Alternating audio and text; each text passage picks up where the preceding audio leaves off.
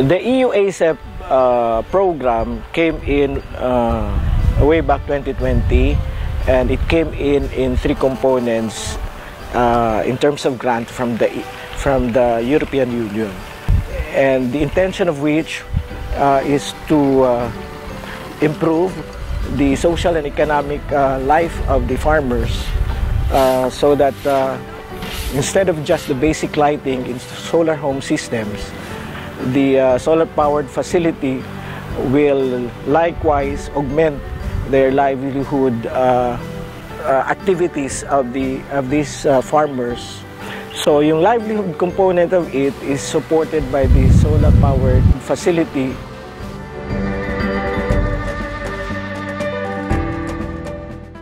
Ang iPure Mindanao project is a cooperation with the National Electrification Administration, NEA, and the Mindanao Development Authority or yung MINDA. Funding from the European Union para po sa proyekto nila na Sustainable Energy Program. Meron tayong tatlong projects, dalawang corn facilities at isang rice processing facility.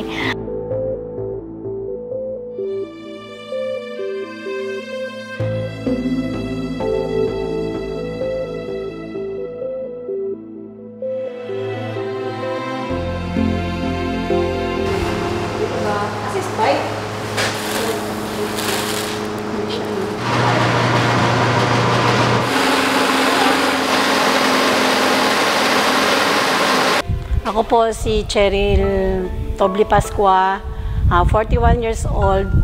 Nag-start po kami nagtanim ng mais since nandito po kami nakatira. Yung tatay ko nagtatanim po ng mais hanggang sa nag-asawa rin po ako. Tuloy-tuloy lang po ang pagtanim namin ng mais. Noon ma'am, nahirap talaga kasi pag after ng harvest, nilalagay pa po siya sa budiga. Then, ano po siya, parang mano-mano po yung pag-alis ng butil sa cab. Then, magdadry po kami sa trapal o yung dati amakan. Sa facility nito ma'am, napakalaki po talaga ng tulong ng project na ito sa amin. May mga solar dryer. Sa panahon ng tag-ulan, dito mas makatipid po ang farmer kasi pag na-sheller, diretso na siya sa drying. Sa dito po, makatipid sila, less sila sa gastos. So, malaking tulong po talaga ito sa farmer.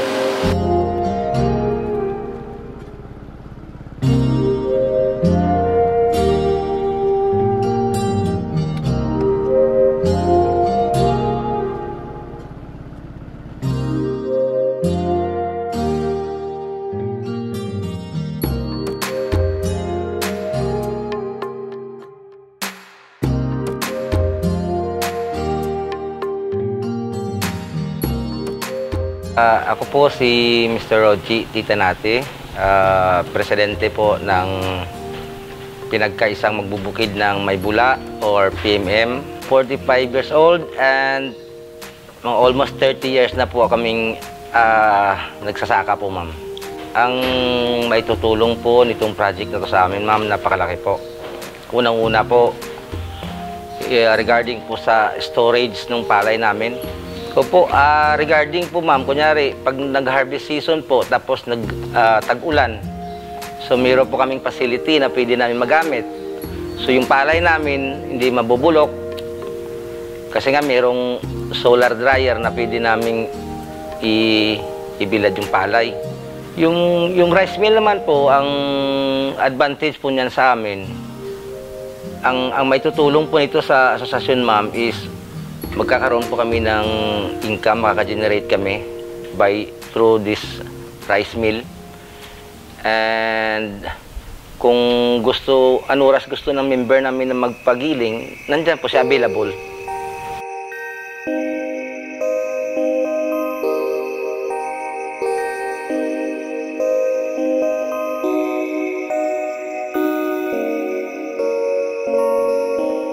Ako po si Elpidio Gaspan, ang Assistant City Agriculturist ng Kidapawan City. Malaking tulong ito talaga sa mga magsasaka. Kasi yung feeds para sa hayop, yung mga magsasaka man ang nagproduce ng ingredients para sa feeds, malaking tulong talaga ito. Para po sa nagbibigay sa proyekto itong solar power, yung Mindanao Development Authority, in coordination sa National Electrification Administration, sa Cotelco, malaking pasasalamat namin na at least natapos na ang proyekto.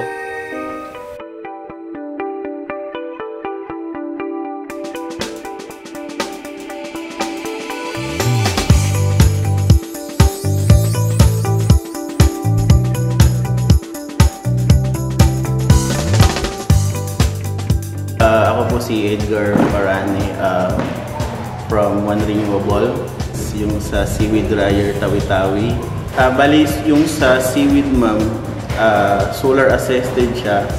So merong solar panel, battery, tsaka charge controller to power the exhaust fan and the lights.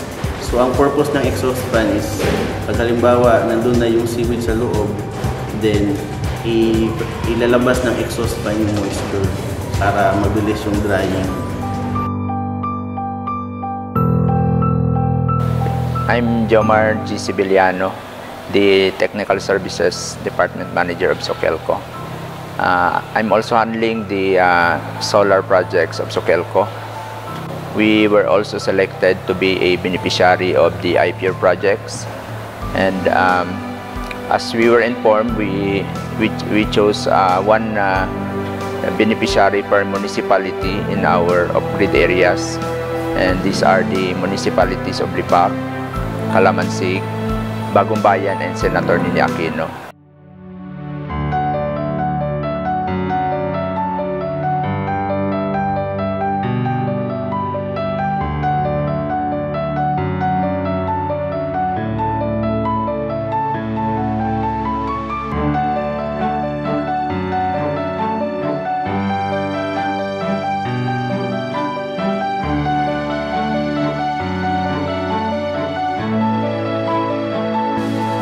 Kasi ito ay solar powered, then it will reduce yung kanilang power consumption. At the same time, meron siyang kaakibat na mga equipment and machineries na kakailanganin nila for the corn production.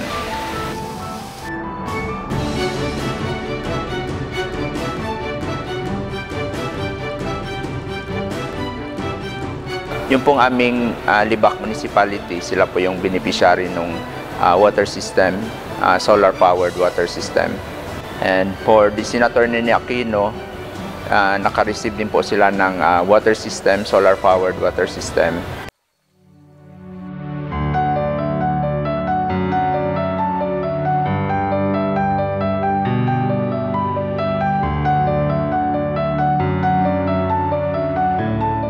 Ako po si Julius Ontalan, Project Management Unit po ng NEA para sa IPR projects. Ito pong project na to is nasa 16 kilowatt na solar-powered coffee processing facility.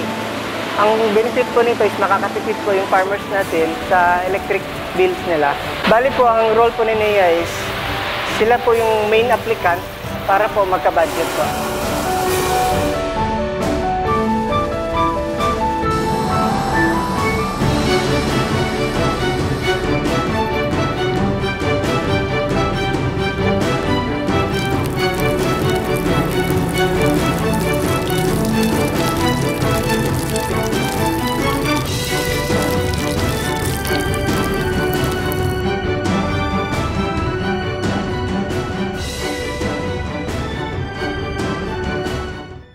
I am Raymond Peter Esperat. I'm a Development Management Officer 3 with the Mindanao Development Authority. So the IPR grant total is around 4.9 million euros, and this covers 10 projects all over Mindanao, specifically in Regions 12 and the BARM area. The intent with this project is to add value to the produce and commodities of agricultural farmers and fishermen through the use of solar-powered equipment. We are promoting the use of renewable energy, not just to bring down production costs, but we are also aware of our responsibilities towards climate change in bringing down our greenhouse gas emissions, which is a common thrust of the Philippine government through the initiative of President Bongbong Marcos with NEA and with MINDA. We're all in this together, not just in improving the productivity, lowering down the production cost, but being responsible citizens of the world